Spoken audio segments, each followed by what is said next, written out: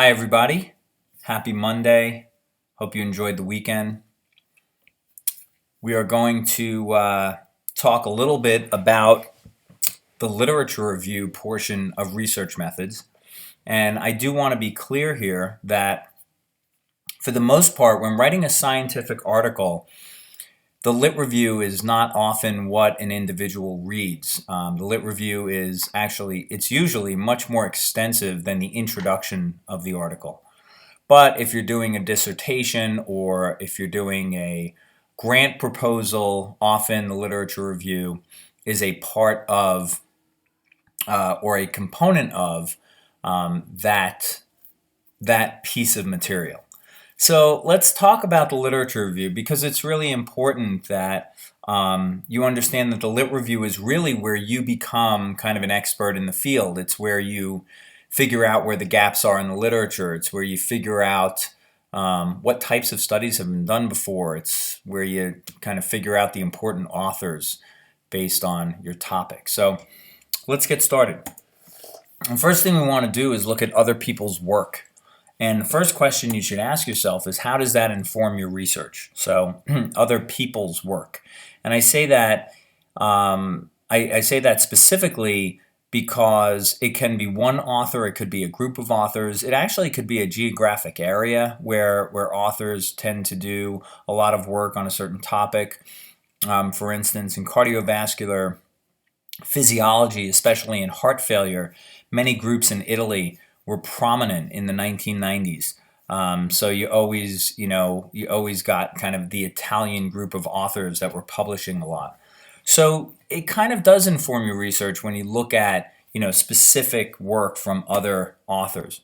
And what does it say about the significance of what you research? Again, if you're looking at a group of international authors who have published, let's say, 7 papers in the last 5 years, it says a lot about the significance of your work. It says, or the significance of your research. It says that there's a lot of work to be done. There's a lot of interest. And those are questions that you should ask yourself, especially when you are deciding on a research topic, one that's not given to you, obviously, but you're deciding on a research topic that is of your interest. Really, what significant type of role does it play? And are people interested in hearing more about it? Are you actually adding to the literature if you do research on that particular topic? And does it matter if your work is the same or different than others' work? Well, we've kind of talked about this. We've touched on it, and that is that your work may not be novel in a particular area, but at least it's adding to the literature because the research methods are different, or the population is different, the location is different, the way you're doing it is different, and instead of it being quantitative, it's now qualitative, or vice versa. It doesn't matter, but I think personally it matters that your work is a little bit different than others' work, because that's really what you're adding to the literature. You're adding that kind of different spin. We talked about that in the last presentation. So what is the lit review? Well, let's talk about kind of what it is as a definition. It establishes a background of information related to your topic, the theories, the concepts, and the questions that are also related to your topic. And most of all, it consists of the process of locating, reading, and organizing literature. We'll talk about that a little bit later. And it is a presentation of information collected as a part of a separate report from the study. So let's take those 2 bullets and just spend a couple minutes on each one. It's the process of locating, reading, and organizing literature. Remember, your topic is somewhat broad when you start out, and then you try to get into kind of a more focused question. We talked about that in previous slide presentations. So you need to be able to locate the journals and locate kind of the areas where your research is most prominent. Where is it being published? Who is publishing it? And once you start to do that, once you start to narrow it down, you're going to find a lot of articles that are going to give you much more information about your particular topic. You obviously have to read the articles. You can't really skim the abstract and pull stuff from another article, and you can't necessarily if you have, let's say, Taylor and colleagues says that video game video game play in people with stroke is extremely effective for neurological adaptation, and then you don't read Taylor's article, but you cite Taylor because you read it in another article, you can't do that. That's kind of called a secondary reference, and it's really not, it's kind of frowned upon. I mean, no one's really going to hold you to task because you did it, but the fact is you didn't read Taylor's article, and just because there was one statement in there in another article based on this Taylor's article, it doesn't necessarily give you the flavor of what Taylor and his colleagues were trying to say. And again, I just kind of made that up. But the idea is you have to read the article. You have to become familiar with the authors, with the work that's been done in your particular topic area. Very important to organize the literature. Organize it in terms of, you're not going to find every single article on exactly your question. So if your question is related to 18 to 25-year-olds, but you find some articles on people over the age of 55, you got to organize that into the older age category within your topic. The same thing goes for, any type of change in the methodology. Organize it in terms of what is most aligned to that particular methodology. And you have all these little subcategories. What you should end up with, honestly, is a living room floor filled with papers, publications, that you have full text on, that you're then marking down as this goes in this category, and that goes in that category, and this goes in this category. And not only will that help in terms of just overall organization, but it'll also show you where most of the articles were published. Where are the greatest gaps? Are the greatest gaps in the population segment? Are the greatest gaps in the methodology segment? Are the greatest gaps in, let's say, looking at a particular condition? Or, where are the greatest gaps? And that will really help you to narrow that down. It is also important to understand that the literature review, as I said before, often when it comes to grant proposals or dissertations, is a separate report from the actual article. So in a dissertation, often a lit review is a separate chapter from other chapters related to the specific topic that you're studying. And it's real important to know and to remember that the lit review is really what makes you, as I said before, what makes you the expert in the field. So, first thing you need to do is hold up your question to the literature review mirror and ask yourself a couple of questions here. How is your question the same, and how is it different from what's been done before? I know I sound like kind of like a broken record, but it really is important to try to find where you can add, where it is, where you can provide some significant information. So how is your question the same or different than questions that have come before? The second thing, state the weaknesses and the strengths of the previous literature. Do not be afraid to critique the literature. I don't care if it was published by someone who has been in the field for 40 years and this person is the world-renowned expert on your particular topic. It doesn't matter. If you see something that you say to yourself, that just doesn't make sense, or I'm not understanding it, it's not explained well, or whatever it is, it could be a strength or a weakness from any perception and any angle, state what those are. Again, that will help to kind of inform your own research. And really be critical and demonstrate a raised awareness of the state of knowledge on the subject. So understand, the subject, but to a degree that is so extensive that you can be critical, and then if you were in a discussion, you could actually demonstrate why this is a strength or why this is a weakness. So it is important to kind of put up your literature review to a reflection and look at it from a different standpoint. Okay? Understand your question. Is it same? Is it the same? Is it different? Understand the strengths and the weaknesses of the previous literature, and then critique it. Be critical and try to demonstrate your own knowledge base on the particular topic that you're researching. Okay. The lit review, the purpose of the lit review is to demonstrate a familiarity with the subject, that's for sure, to kind of become an expert in the subject, to begin to construct an outline for your work. So try to build a skeleton of what your actual article is going to look like. And this is a very difficult thing to do. I would say this is one of the harder things to do when we write, because often when we write, we start with once upon a time, dot, dot, dot. We don't often start with an outline. And if you do, you are way ahead of the game.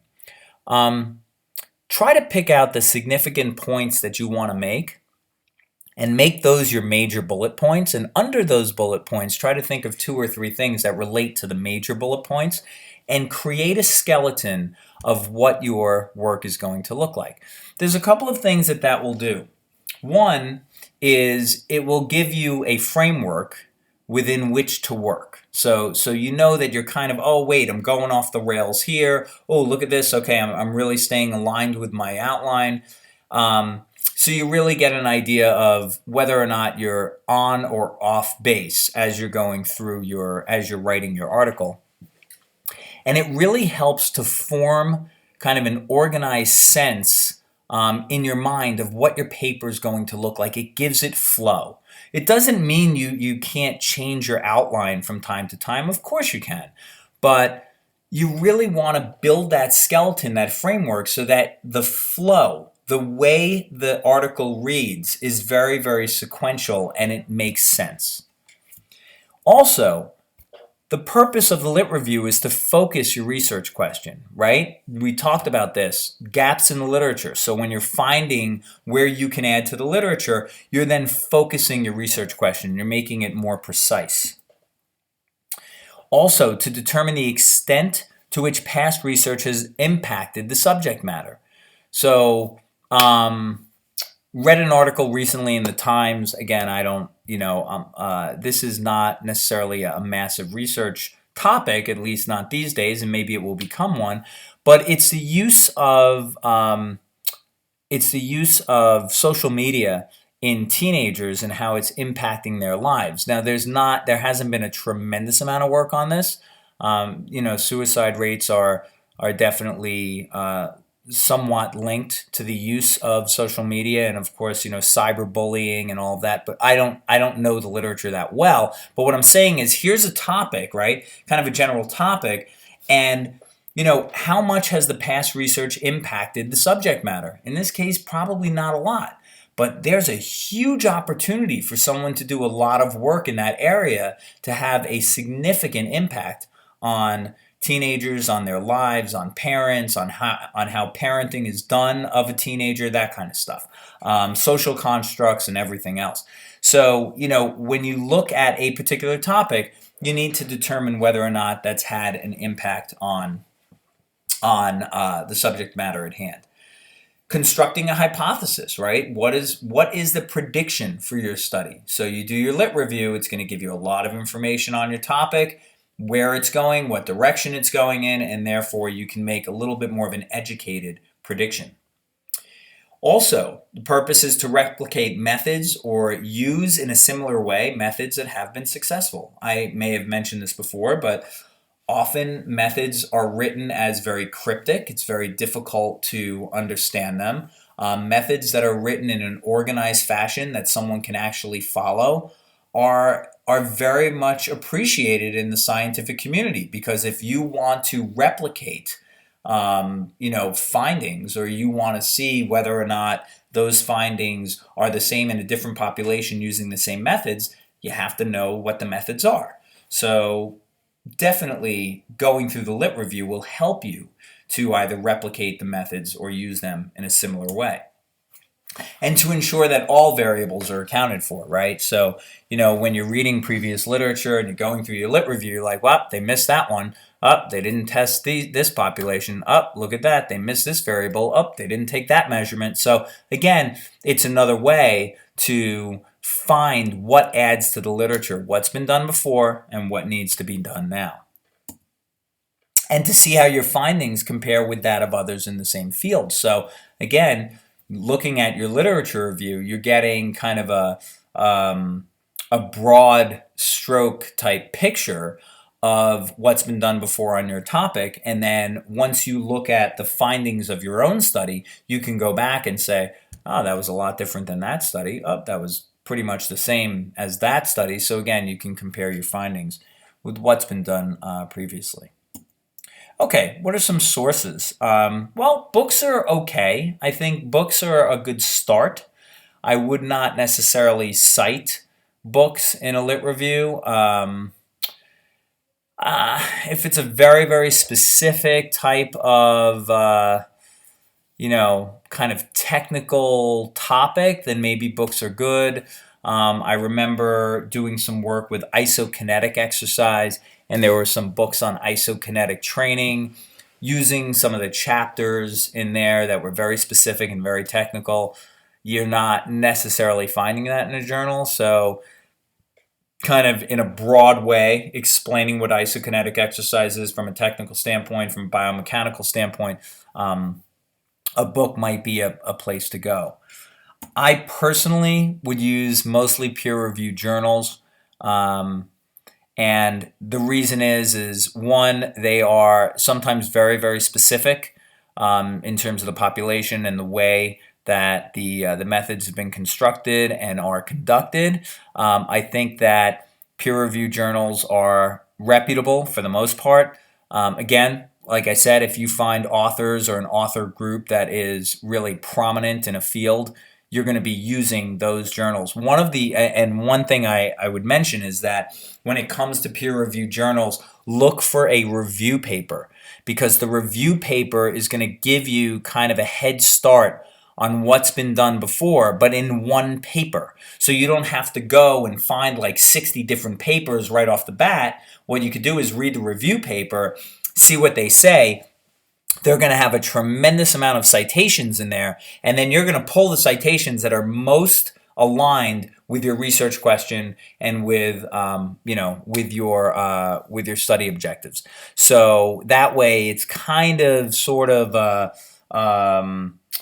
it's like taking a big step forward, as opposed to doing all this little minutia work and then finding, oh my God, there was a review article with all the 50 references that I already have on my living room floor. Read the review, and then you'll see kind of what mostly pertains to your topic and how it could help you.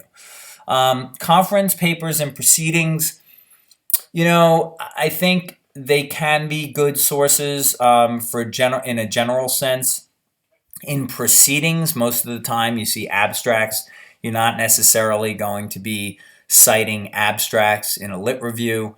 And even if an article is in print, you probably don't want to cite it.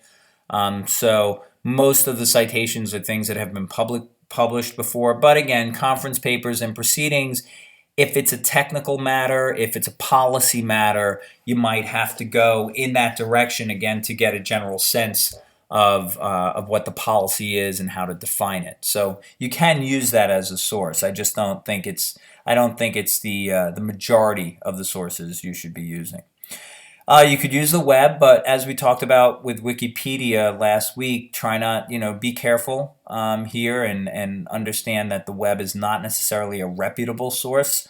If you use PubMed, that's obviously different, but you're getting abstracts, and it's very difficult to get full text on those articles. So try to figure out a way to get full text if you can. Most of the time, health science libraries, I know LIU has a decent health science library. There are some medical schools in the area that also have great health science libraries. And if I'm teaching this course, you can always send me a citation and I can try to get it for you as well, because I have some access to health science libraries around the country. So the last source is thesis. And in this case, I would say this is the second to last source, sorry. In this case, I would say try to contact the writer, the student usually, if possible. And if you can contact them, most of the time their email is on there.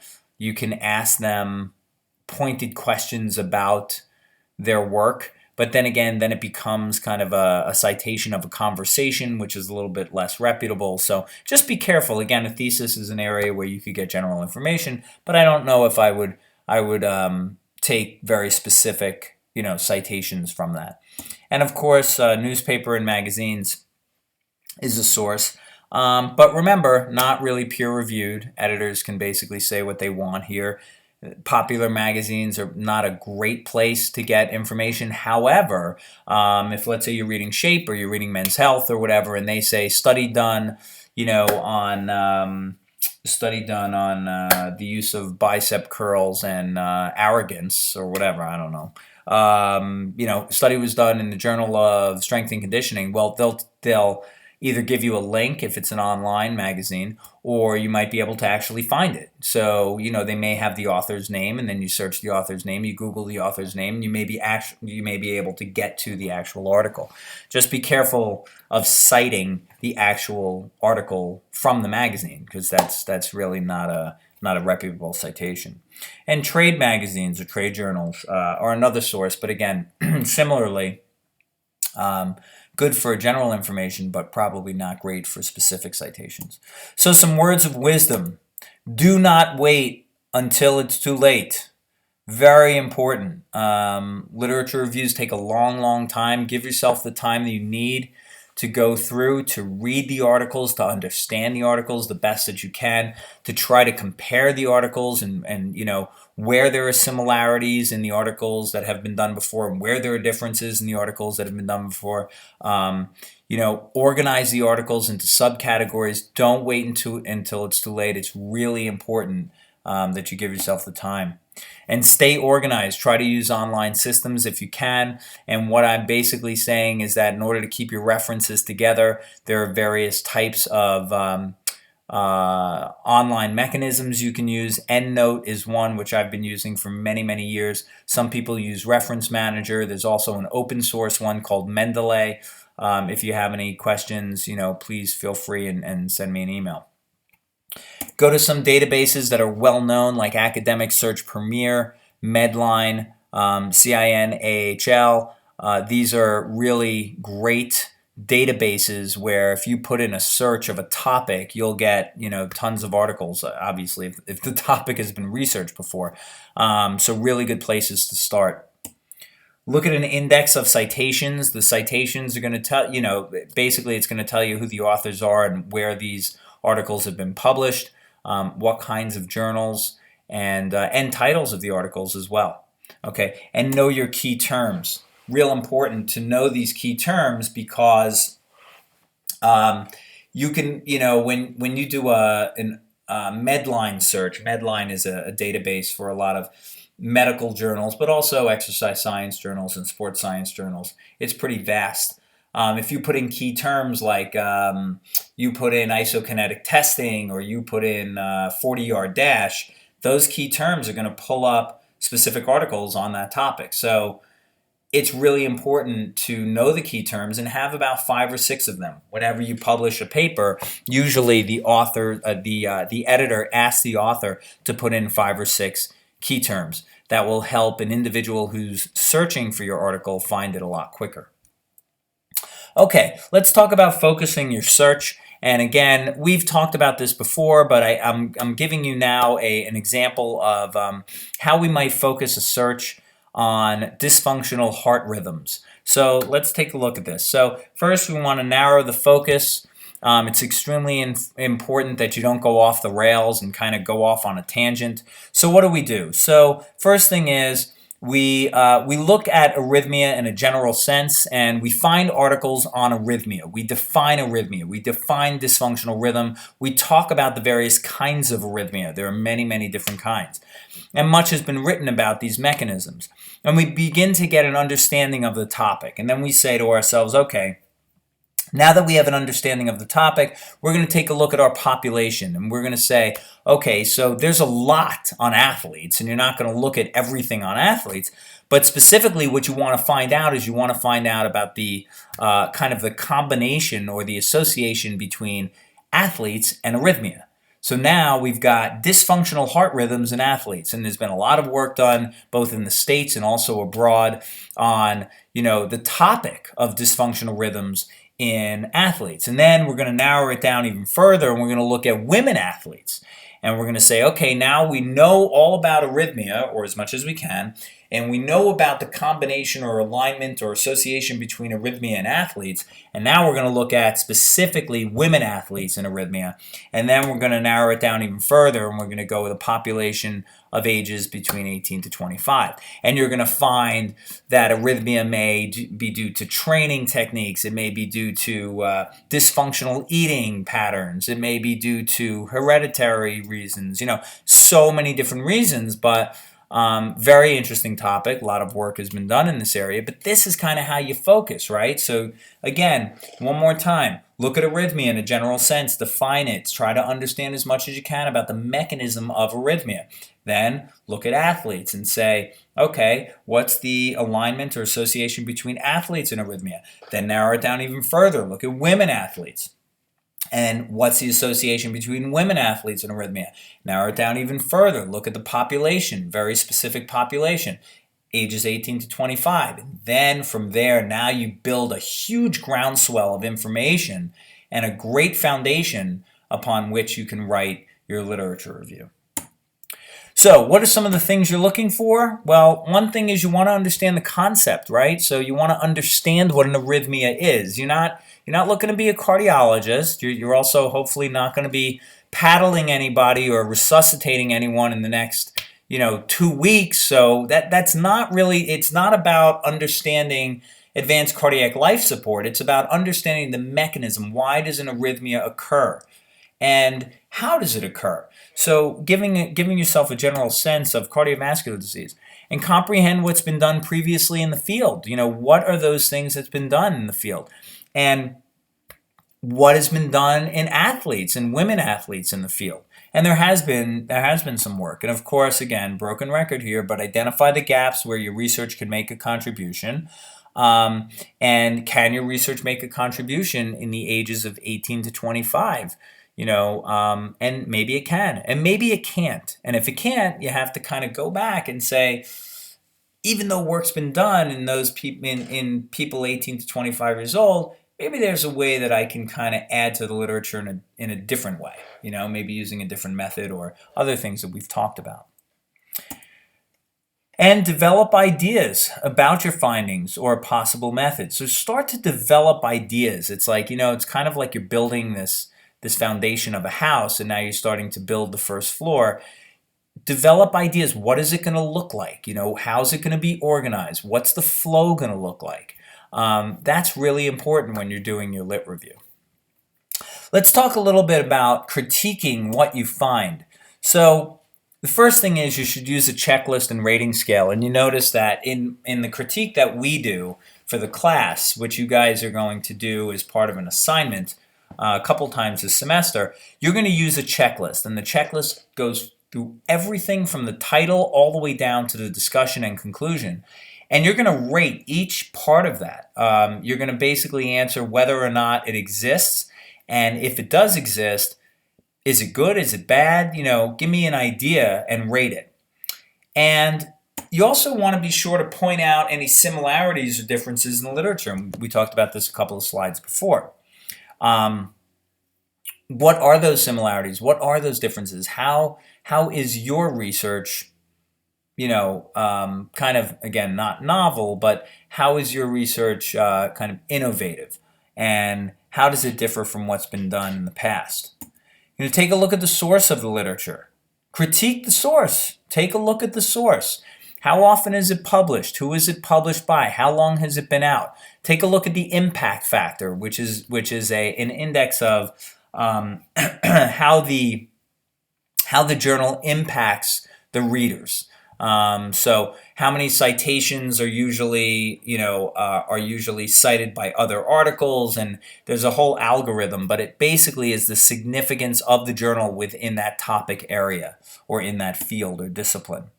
Follow up on the authors of the paper. What else have they published? Did they just publish one and then that's it? They became, plumbers and handymen? Or are they really in it to win it and they've published a lot on this particular topic? If that's the case, then I would follow them and, make sure that you're using their papers. Look for relevance and the time frame of the publication. This is really important. You probably want to keep, I would say, your references probably within a 10-year mark. That's a little bit long, but I think 10 years would be good. And, if you're looking at stuff that's like 40 years, 30 years old, even 20 years old, most of the time those articles are what inform the definition of the topic, not necessarily the specifics of your question. So, for instance, if you're looking at, I did a lot of work in heart failure, so I always keep bringing it up. But if you're looking at heart failure work, you're looking at, let's say, 1990, which is 25 years ago. It's not going to be as relevant because a lot of technologies have been innovated since then. A lot of different advances, have come about. So maybe that's a way to kind of get a general sense and define it, but it's not going to be necessarily specific to your question. So, pay attention to the time frame of the publication and look to see where the article is referenced. Where else is it referenced? If no one picked it up, it's probably not that great. But if it's referenced in a few places with, in a few other journals that are reputable, then it could be a great reference to use and a great source for your lit review. And make sure that when you're using the web, you're more critical than normal. I kind of talk about this a lot, but it's important because it's not truly reputable, and you may find a lot of wacky things on there. So you really need to be critical, and you need to, you need to be more than critical. You need to be skeptical. I think that's the word. And, kind of look at that and take it with a grain of salt. Okay, so a lit review, what does it look like?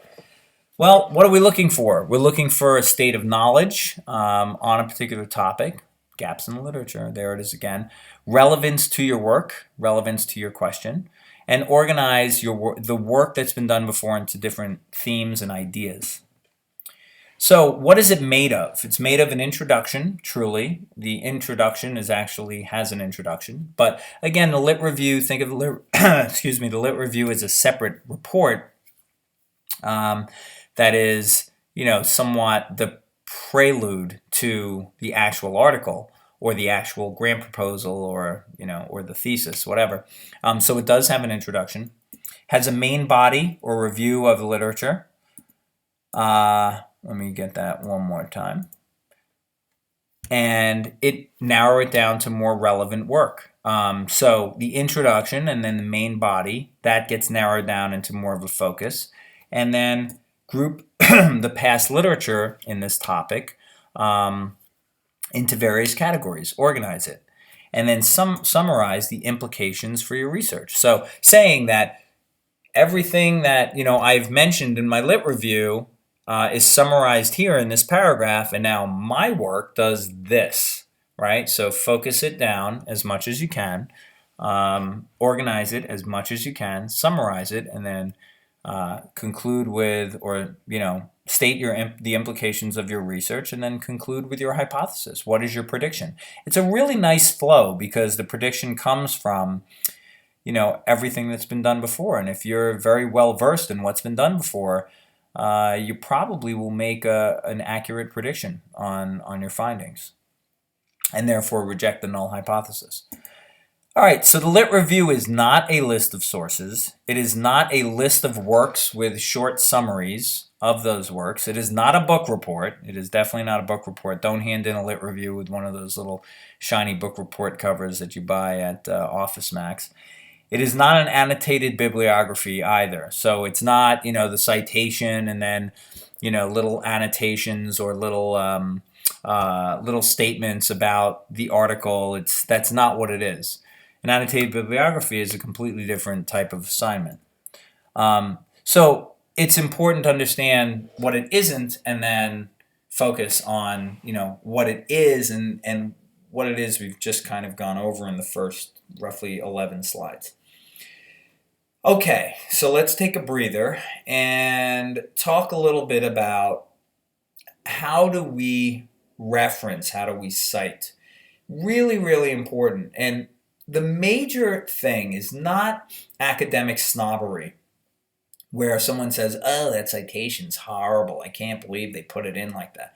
It's not really what the poor citation. That's not why poor citations piss me off. The reason that they piss me off is because I can't find the article if I'm looking for it.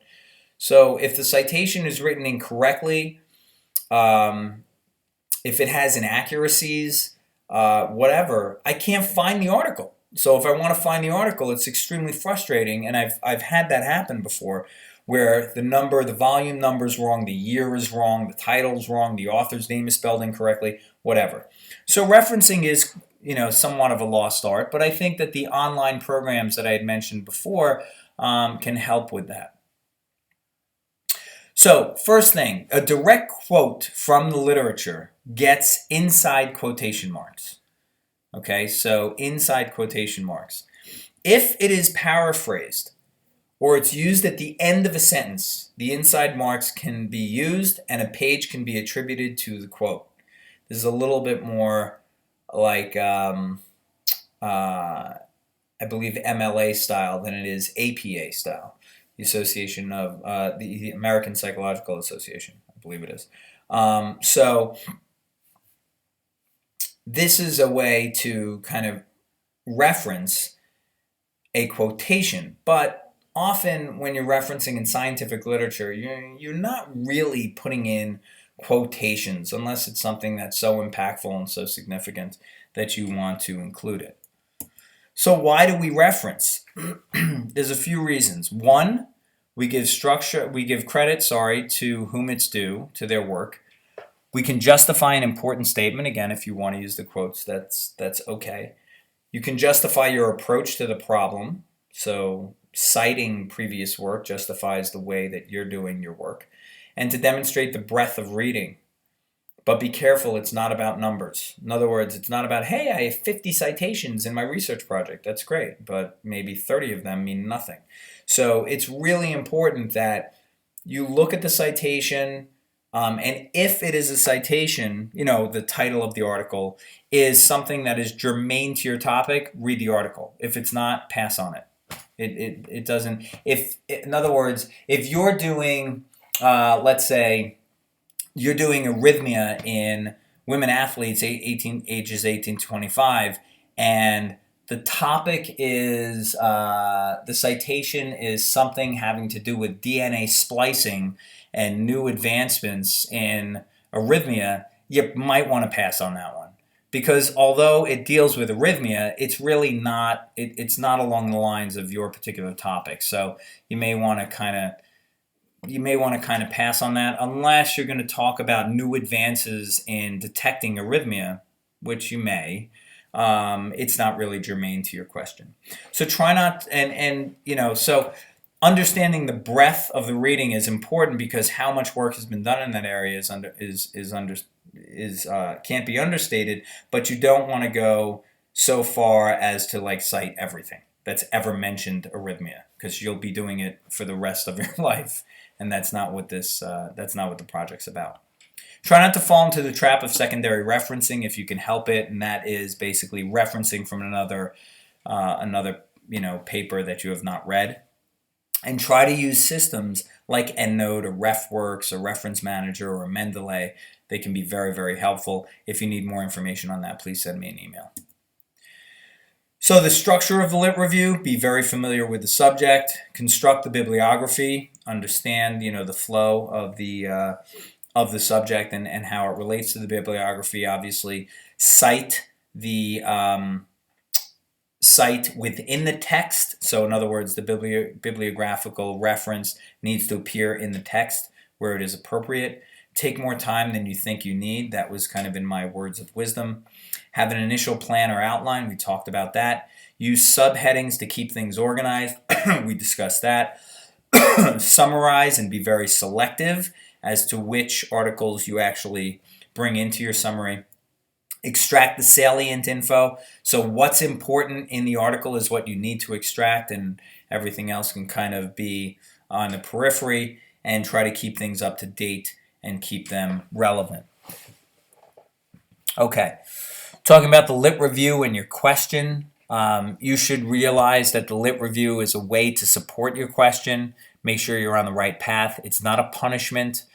It's not busy work. It's really a very important piece of research, and it's a way for you to become, as I mentioned before, an expert on the topic. So by the end of the review, after you've read the previous literature, you should have a very clear idea of what you're trying to accomplish. Some mistakes, and this was some of this was on a previous slide. Making a list is a mistake. Don't make a list. It's not a list. Groceries are a list. So try not to just make a list of like, okay, we got to hit this, we got to hit that, got to hit that. It's not going to work. Try to, again, go find, if you can, a review article and work from there. Go to a book and work from there. Go to conference proceedings and work from there. Use those sources, like I said, for general information, but looking at the specific articles are where you're really going to find the information you need, and that's where you're going to get educated. Try to stay away from articles with no relevance to your topic. Please don't be hasty and take as much time as you need. Take more time than you think you need. Don't look past what you already know. So this point is interesting. You might be very well versed in a particular topic. Okay, that could be cardiovascular exercise. It could be anaerobic training. It could be muscle physiology. I don't care. But go into it like you're a novice, because you may get very surprised with the articles that you find, and they may help to educate you a little bit more on the topic. And therefore you become more of an expert on the topic, but also it just adds to your knowledge base, overall. So you become an expert, obviously, for your research question and your study, but overall it adds to your knowledge base and adds to your education. So try not to look past the things that you think you're well versed in. Also, secondary versus primary data. Make sure that you understand, if the research study that you're reading, the previous work, has been retrospective, where they look back on existing data, or has it been prospective? Is it primary data, right? Is it primary in the sense that they actually did a prospective study where they looked at subjects and tested them and experimented? So try to differentiate between the two. Not to say one is better than the other, but try to differentiate between the two, because it'll give you a different lens, kind of a different lens within which you can work. Secondary data is sometimes actually very informative, but it's important to understand the distinction. And a mistake is not being critical. You have to be. You got to be critical. You have to be skeptical. You kind of have to be, to yourself in a way. You have to be true to yourself and not necessarily, not to say not to believe everything that's written, but at least be critical of the way it was written, or what was written, or the context of it, or the content of it, and how is it really going to inform the research you do. And don't be afraid to be contrarian. Don't be afraid to say no when the majority of people are saying yes. Sometimes the most incredible discoveries have been made by people who are contrarian and don't really follow conventional wisdom. So finishing the lit review, state some key works that have been covered and explained. So, what are the seminal articles, the ones within your topic that have really made the most impact? They should be, up to date, obviously, up to date articles and relevant. We talked about that. Speak to the question of your study. Try to come full circle if you can. Include contradicting and supporting evidence, similar to your discussion that you would write in your research article. You really want to do that in a lit review too, because it's an opportunity for you to look at how the work is kind of compared to one another over time. And said it again, identify the gaps. I hate to reiterate that, but it's so important, because you could do research for like 2 years, send it to a publisher, send it to a journal, and they're not going to publish it because it's been done already, because you didn't identify the gaps. You didn't identify how it could add to the literature. It's very, very important that you do that. Try to organize by subheading, and keep it organized all the way through, especially with your outline, and bring focus into the hypothesis, into the purpose, and into the aims of the study. So I wish you guys a very good week. There are a couple of things up on Blackboard that I'd like you to read. This will be up on YouTube. It'll be up on YouTube probably in an hour or so. I did want to say that I know this was kind of a redundant presentation. There were a lot of things that I said over and over again, but I really have to reiterate them because they're so important. So if you are going to be a researcher in the future, or even if you're not going to be a researcher, if you're going on, in your academic career and it's going to be one of your requirements, then you really need to understand how important those things are and what's going to make for an excellent lit review, and also, in the end, what's going to educate you the most. So thank you for listening, and I will talk to you guys next week.